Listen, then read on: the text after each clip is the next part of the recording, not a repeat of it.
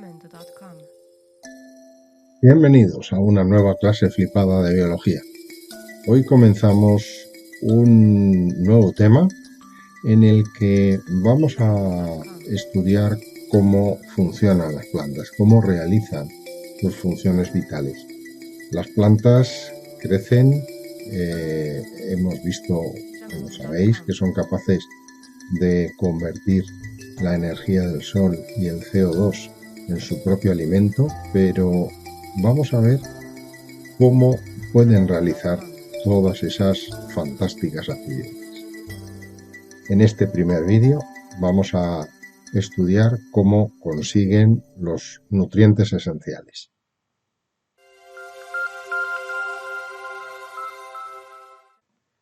La función de nutrición en las plantas implica un montón de procesos, básicamente 5, que son la absorción de nutrientes a través de las raíces, el intercambio de gases, porque ahí también se van a conseguir parte de esos nutrientes. Una vez absorbidos, el transporte de la savia bruta, hay que repartir todos esos nutrientes por la planta. Con todo ello se hace la fotosíntesis y una vez que se han elaborado sus propios alimentos, pues el transporte de la savia elaborada permite distribuir todos esos alimentos por la planta. Bueno, pues todos los procesos que os he citado es lo que vamos a ir estudiando a lo largo de este tema. Respecto a los nutrientes, ¿qué nutrientes necesita una planta? Pues esencialmente 3 tipos de nutrientes. Por una parte, agua.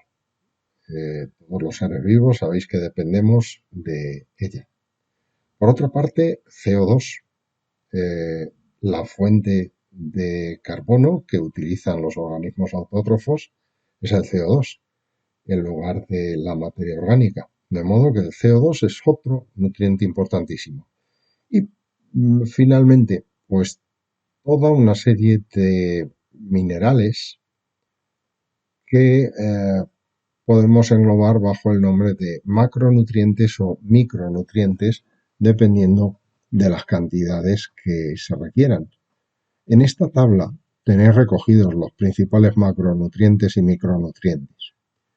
Fijaos que entre los macronutrientes, por supuesto, se encuentran el CO2 y el agua, también el oxígeno, pero además, pues como fuente de nitrógeno podéis ver nitratos o amonio, algunos cationes directamente como potasio, calcio, magnesio o otros aniones más complejos como fosfatos y sulfatos.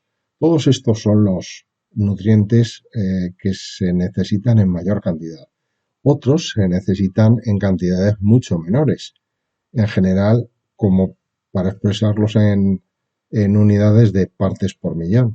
Entre ellos se encuentran pues el ion cloruro, el hierro, el manganeso, el zinc, bueno, los que veis en la tabla. ¿Cómo van a incorporar las plantas todos estos nutrientes a su organismo? Eso es lo que vamos a ir estudiando. Y vamos a comenzar por lo más sencillo, que va a ser el agua.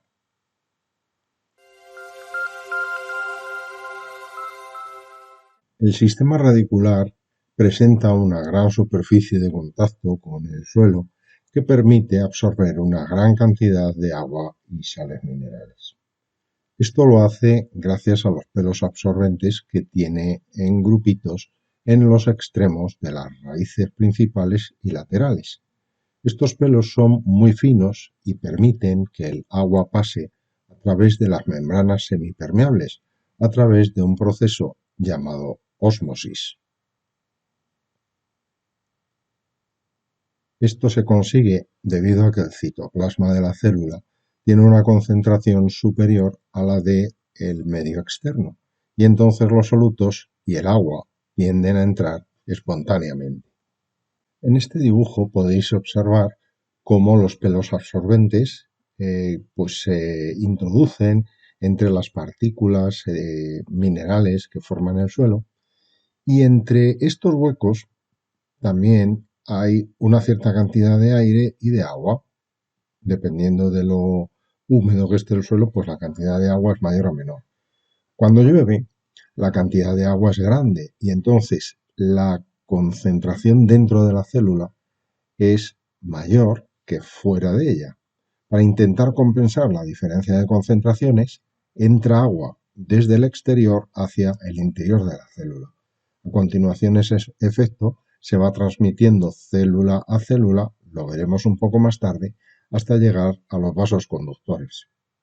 Respecto a las sales ocurre lo mismo. Si tenemos en general la concentración de una determinada sal, imaginemos magnesio, suele ser mayor en el exterior, es decir, en los sedimentos, que en el interior de la célula.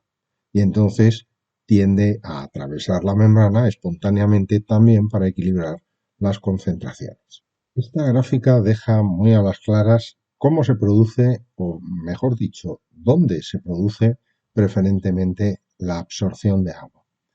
Fijaos, en el eje de abscisas se representa la distancia al extremo de la raíz, mientras que en el eje de ordenadas se representa el flujo de agua absorbido. Fijaos que cuanto menor es la distancia al extremo, es decir, cuanto más cerca de la punta de la raíz nos encontremos, mayor es la absorción. De hecho, va aumentando progresivamente desde más o menos 0,9 hasta 1,3, por ejemplo, y a partir de ahí, a unos 80 milímetros de distancia, se produce un descenso en picado hasta valores muy bajos de absorción de agua. ¿Por qué ocurre esto? Pues no tenéis más que recordar cómo era la estructura externa de la raíz. Y recordad que en el extremo, cerca ya de la zona donde se encuentra el meristemo, es donde están los pelos absorbentes. Por eso ahí es donde se produce el máximo de absorción. Ahí lo que está ocurriendo es que la superficie de contacto con el agua es mayor. Por eso la absorción también lo es. Veamos cómo ocurre el proceso. Las raíces están muy ramificadas y además presentan pelos absorbentes. Todo ello contribuye a aumentar enormemente la superficie de contacto entre la epidermis y el agua del suelo. El agua y los minerales, aquí representados en amarillo, atraviesan la membrana y circulan de célula en célula por dos vías. En la primera circulan por el citoplasma, que está conectado entre las células. Esta vía se conoce como vía simplástica. En la otra vía viajan por las paredes celulares hasta que se topan con la banda de Caspari, que al ser impermeable les obliga a pasar al citoplasma. Esta vía se llama vía apoplástica. La absorción de agua no es continua, no es constante, depende de ciertos factores, en algunos momentos es mayor y en otros momentos es menor. Tenéis resumidos los principales factores en esta imagen. Os he puesto en color verde aquellos factores que se relacionan de forma directa con la absorción de agua, es decir, si aumenta el factor, aumenta la absorción. Y en rojo, el único factor que tiene una relación inversa, es decir, si aumenta el factor, disminuye la absorción. Vamos a ir repasándolos. En primer lugar, la temperatura. Si aumenta la temperatura, parece lógico pensar que la planta intente absorber más agua. Y la razón es que las reacciones metabólicas, al producirse más deprisa, demandan mayor cantidad de agua. Entonces, la planta necesita absorber más agua. Es algo parecido a lo que nos ocurre a nosotros. Cuando hacemos un ejercicio físico, gastamos más agua y entonces demandamos, tenemos sed. Otro factor que se relaciona directamente es la aireación. Si aumenta la aireación, aumenta también la absorción de agua. El sistema radicular tiende a ramificarse cada vez más si la aireación es grande y entonces la absorción aumenta para compensar el rápido flujo vertical de agua. Otro factor también muy lógico es la humedad del suelo. Si aumenta la humedad del suelo, aumenta la absorción de agua, porque dependiendo de la cantidad de agua que haya en el exterior de la planta, si hay una gran cantidad, entonces la diferencia de concentración entre el citoplasma de las células de la raíz y las concentraciones del suelo aumenta.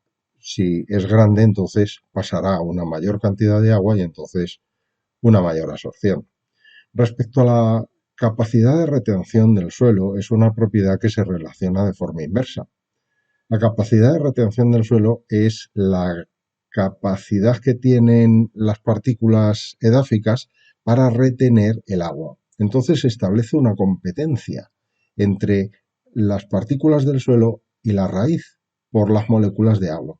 Esto se debe a que en las partículas de los sedimentos puede haber minerales metálicos que al tener cargas se unen fuertemente con las moléculas de agua y entonces impiden que las puedan absorber las raíces. Los suelos que se caracterizan por tener una alta capacidad de retención son las arcillas. Por eso las arcillas, los suelos muy arcillosos, no son demasiado buenos para cultivar.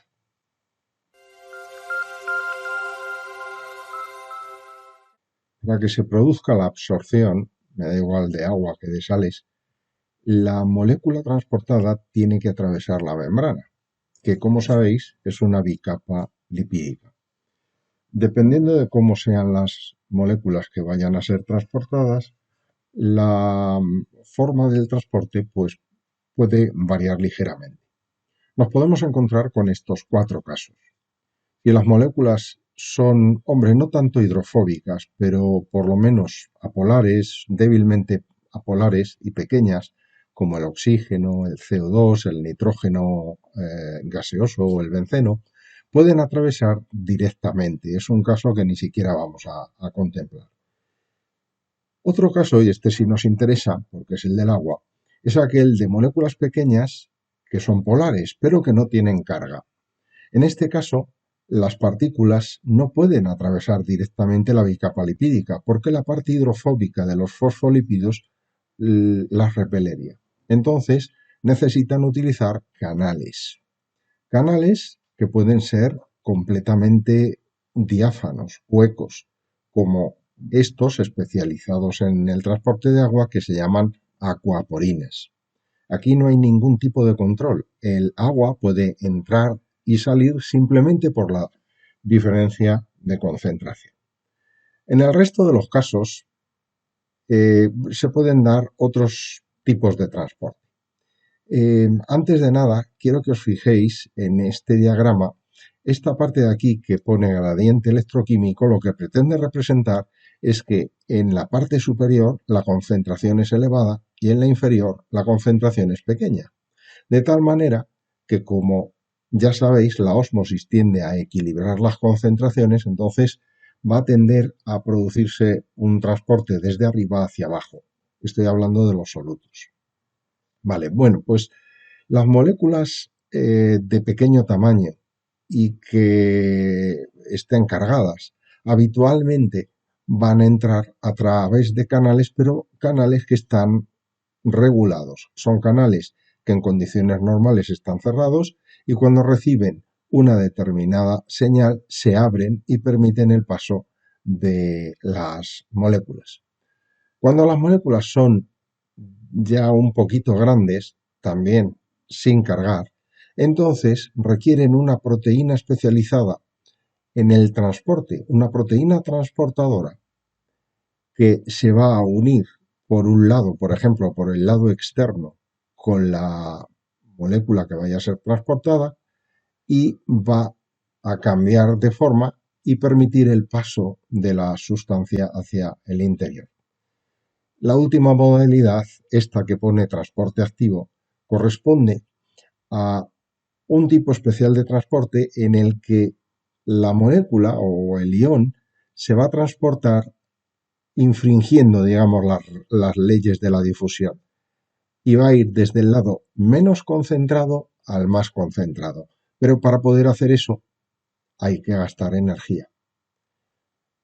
Cualquiera de los otros tipos de transporte, directamente a través de la bicapa, utilizando canales o utilizando transportadores, son formas que se llaman de transporte pasivo, porque no gastan energía y siempre se realizan desde el lado más concentrado hacia el lado menos concentrado.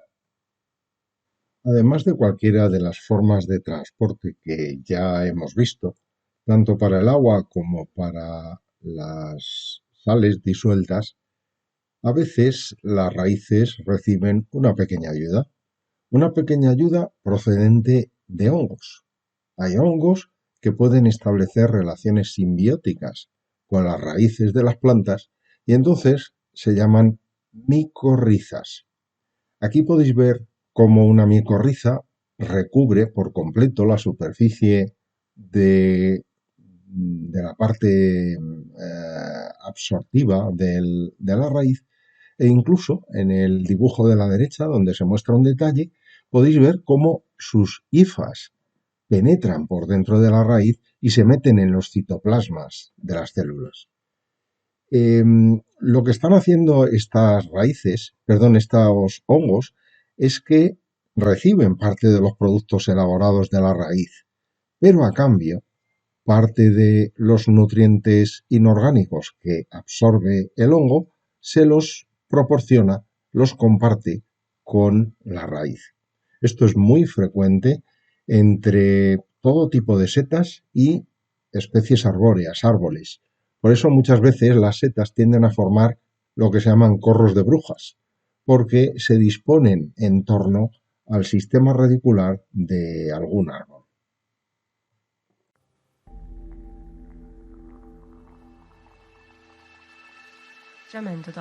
Y con esto hemos terminado, sin darnos cuenta, este primer vídeo de la nutrición de los vegetales.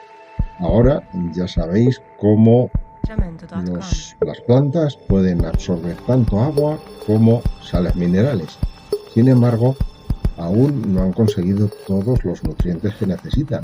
Hay un nutriente importantísimo que es el CO2.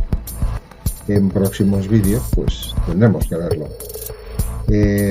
Como siempre me despido de una nueva clase flipada de biología, esperando que os haya gustado, pero sobre todo que os haya resultado muy útil. Hasta el próximo vídeo.